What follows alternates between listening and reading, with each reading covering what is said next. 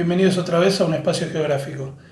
En esta ocasión, y en el marco de una fecha tan particular para Argentina, les quiero traer un video en donde vamos a analizar cuáles son los criterios o los argumentos por los cuales nosotros continuamos reclamando al día de la fecha la soberanía sobre las Islas Malvinas. Así que les invito a que lo vean.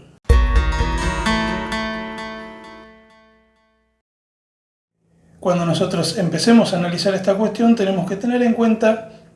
que podemos dividir los criterios dentro de tres grandes aspectos principales y depende de el marco teórico en el que lo vean, podemos centrarnos en cuatro. Va a ser el criterio histórico, va a ser el criterio jurídico, el criterio geográfico y el criterio geológico.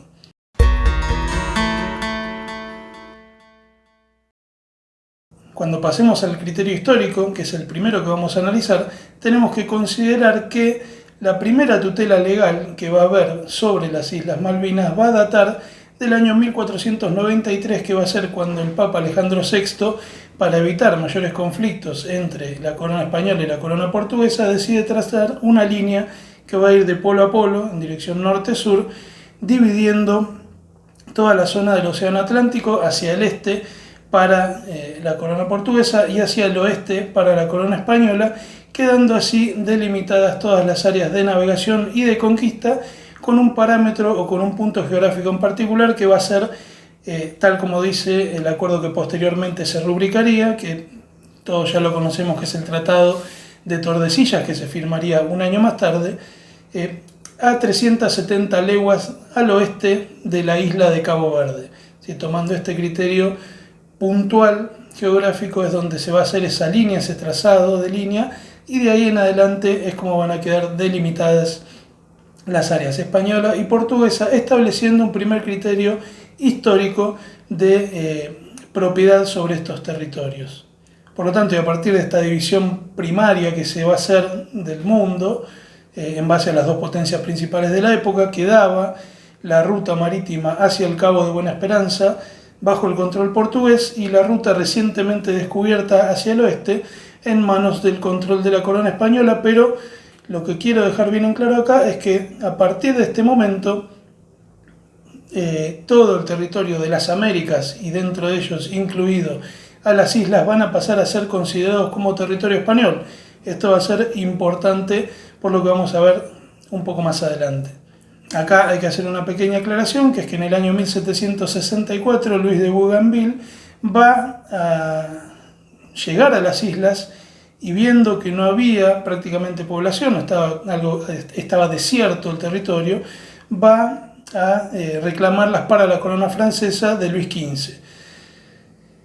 Va a fundar unos primeros asentamientos permanentes, pero esto va a generar rápidamente que la corona española reclame ante su par francés la posesión de estas tierras, argumentando lógicamente el tratado firmado unos cuantos siglos antes, y esto va a hacer que la corona francesa reconozca que efectivamente España tiene posesión sobre las islas, y en el año 1766 va a proceder a devolvérselas. Nota particular: Luis de Bougainville lo que va a hacer es llamar a estas islas como Malouines, que es lo que va a derivar en el nombre tal como lo conocemos nosotros actualmente. En este sentido, también vale aclarar que entre el año 1766, 1771, 1774 también la corona británica va a intentar establecer pequeños grupos de población, pequeños asentamientos en las islas, pero que, conforme a los reclamos que va a hacer la corona española,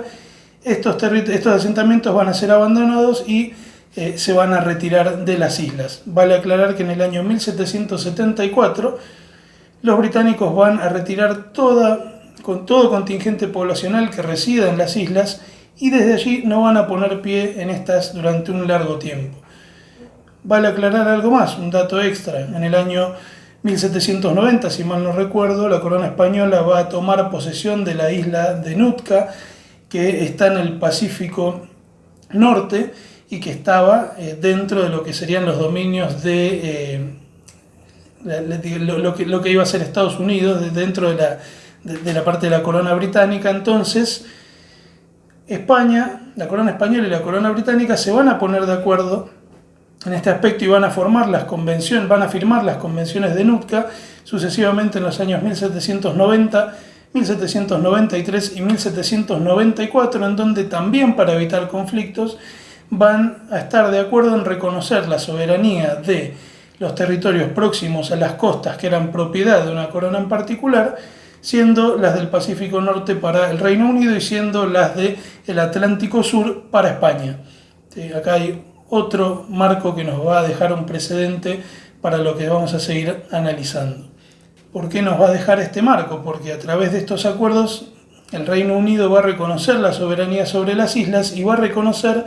que sobre estas islas se pueden utilizar como área de desembarco, pero no se pueden utilizar como lugares para establecer asentamientos.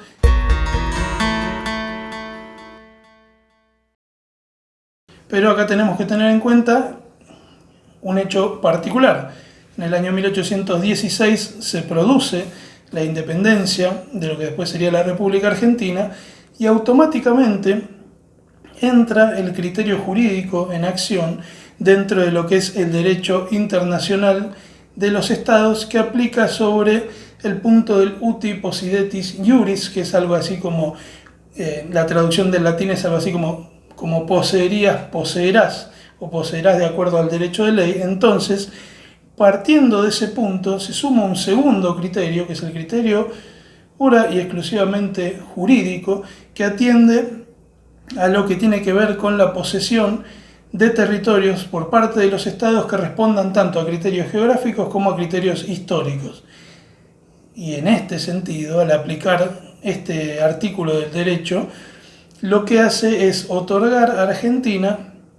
la porción de territorio que antiguamente estaba bajo dominio español. Por lo tanto, lo que se hace es una especie de cesión en el reconocimiento de la soberanía, que pasa a ser de la corona española a la corona,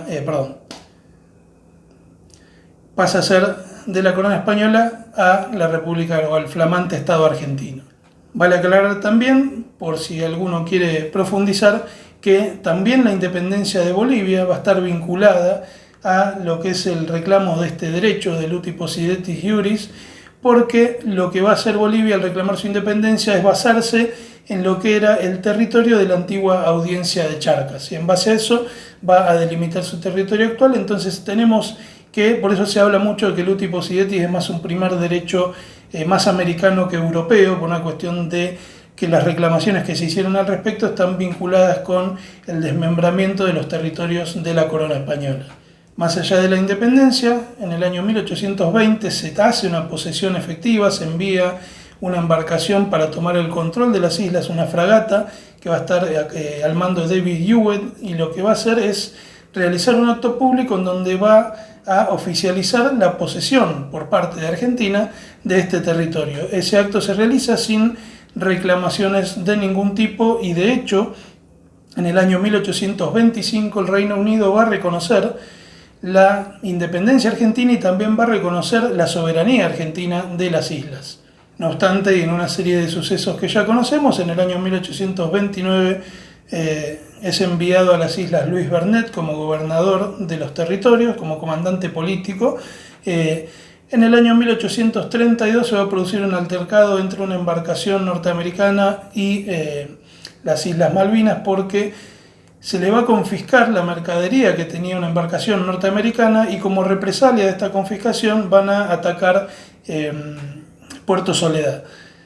Vale aclarar que la confiscación estaba totalmente de acuerdo a la ley, ya que todo lo recolectado de mercaderías de las islas fue realizado sin autorización. Pero bueno, en base a esa debilidad de ese ataque, generada por ese ataque, en el año 1833 y puntualmente el 2 de enero, el Reino Unido va a tomar posesión de las islas a través del uso de la fuerza. Y desde allí en adelante, para nosotros es historia conocida, pero vale aclarar que tenemos el criterio histórico y el criterio jurídico.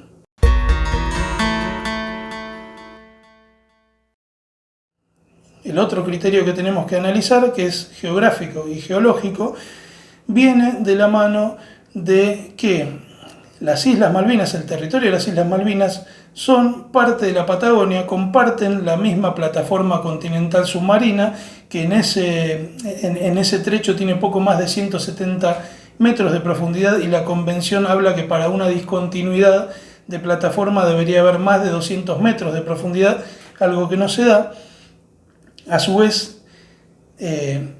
este territorio, las Islas Malvinas, están dentro del mar epicontinental argentino, también definido por convención,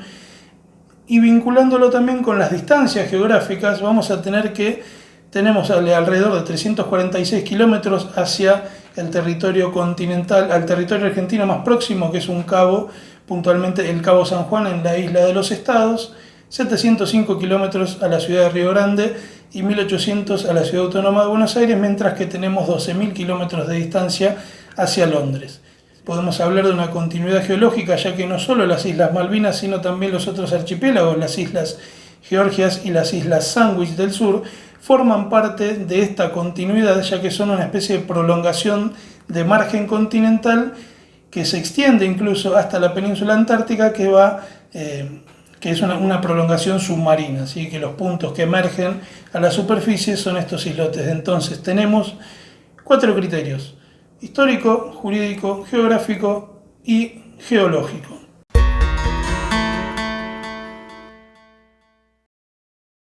Tenemos entonces 4 criterios.